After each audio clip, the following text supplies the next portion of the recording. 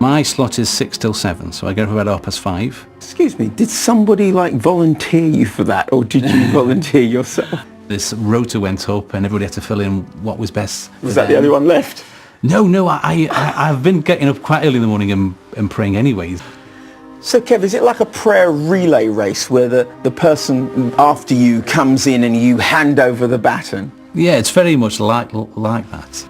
The person who I'm taking off will actually pray for me. He uses so faithfully. I always read my Bible first, and then around the particular room that they actually pray in, there's a city map, there's a map of the whole of the country, and there's a map of the world. And I find myself drawn towards praying at some point in that hour towards what's going on in our city, what's going on in our country. I'm quite creative, so I find myself doing a painting or even drawing. For me, coming from a traditional church, I just thought praying was praying, really.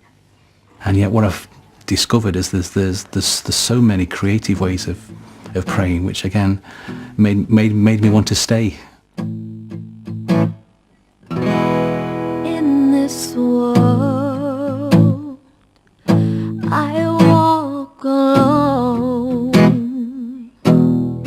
with no place to call my home. But there is a one who holds my hand through rugged roads, through barren lands. In your love I find relief, a haven from my unbelief. So take my life and let me be a living prayer, my God, to thee. So take my life and let me be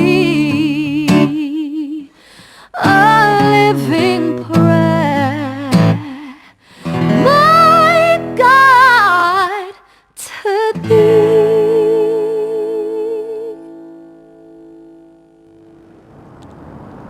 Bethesda Methodist Chapel is known locally as the Cathedral of the Potteries and holds up to 2,000 people. But in 1985, the last regular service was held here. It was a sad occasion, and there were tears that night to think that there wouldn't be a service here again. Bethesda fell into decay. But in 2003, this wonderful building was a finalist in the BBC Two series Restoration.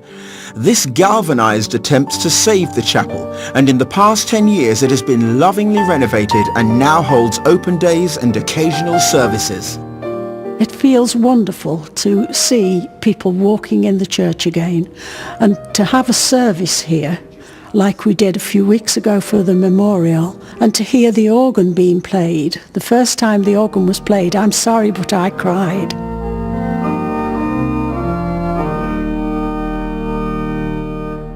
And some people who are probably even older than I am will tell us about their memories and how they were married here.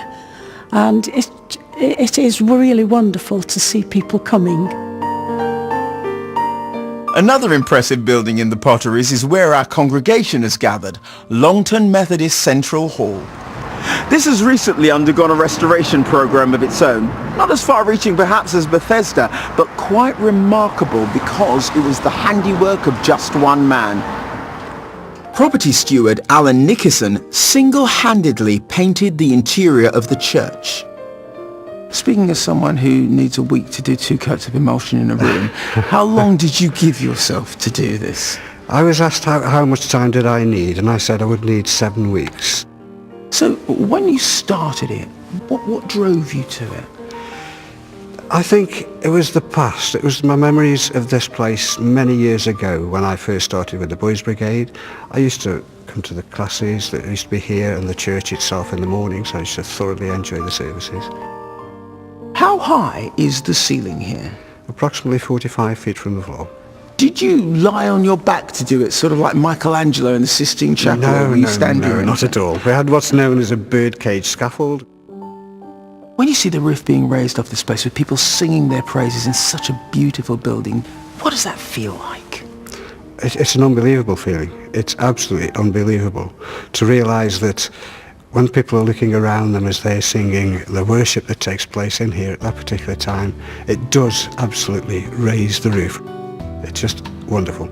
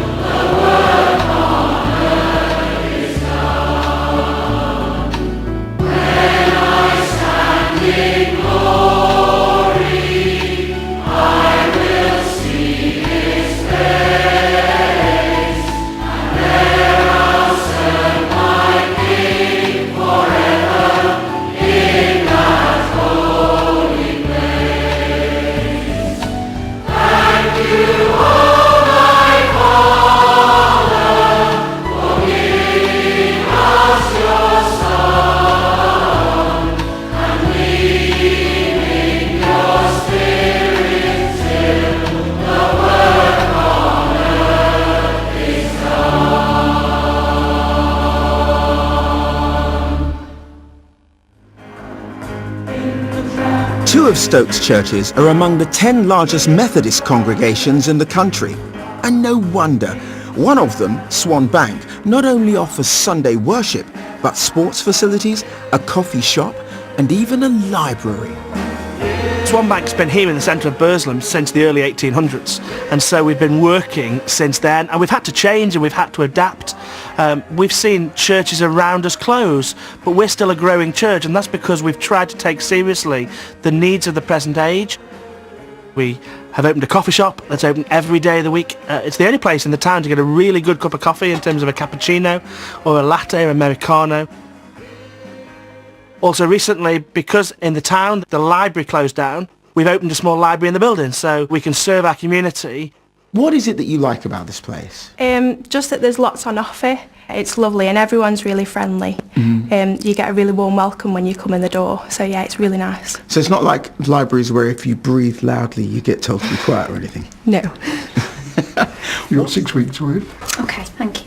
I think Swan Bank, by having the library here, will have broken down some barriers for people because it's a community library and people will come in, and the coffee shop's here as well, and there's lots of things for them to do, and they'll just come in here, take a book, and they're in church before they know it, and I think that's great.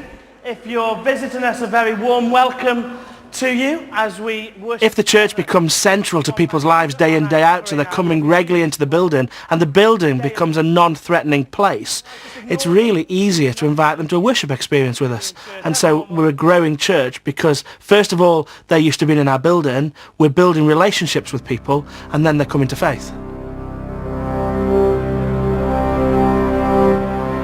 Be still for the presence of the Lord, the Holy One is He. Come bow before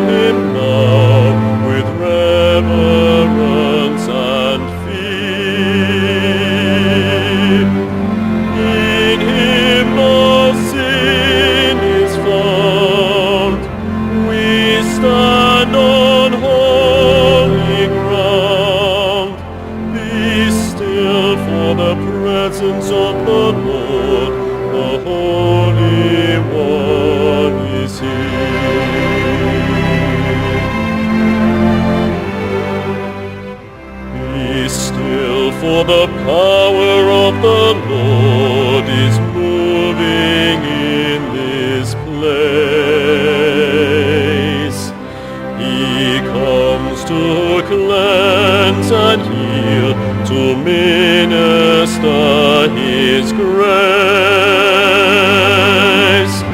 The work too hard for him, in faith receive from him. Be still, for the power of the Lord is moving in this place.